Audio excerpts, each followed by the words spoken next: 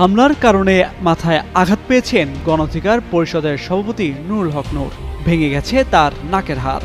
এখনও রয়েছেন আশঙ্কাজনক অবস্থায়। গঠন করা হয়েছে উচ্চ পর্যায়ের মেডিকেল বোর্ডও। ডাকসুর সাবেক বিপি নুরুল হক নূরের সবশেষ শারীরিক অবস্থা জানানোর সময় এসব কথা তুলে ধরেন চিকিৎসক।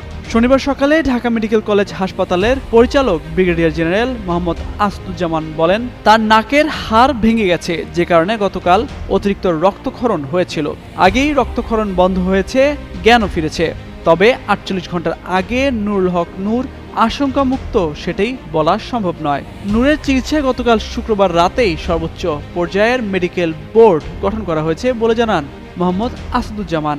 এছাড়া তার চিকিৎসার বিষয়ে মেডিকেল বোর্ডের আলোচনায় বসার কথা রয়েছে বলে জানান তিনি। এর আগে রাজধানীর কাকরাইলে গতকাল শুক্রবার সন্ধ্যায় জাতীয় পার্টি ও গণ অধিকার পরিষদের নেতাকর্মীদের মধ্যে সংঘর্ষ হয়। এ সময় আইনশৃঙ্খলা বাহিনী পরিস্থিতি নিয়ন্ত্রণে আনতে লাঠিচার্জ করলে এক পর্যায়ে আহত হন গণ অধিকার পরিষদের সভাপতি নুরুল হক নূর সহ বেশ কয়েকজন।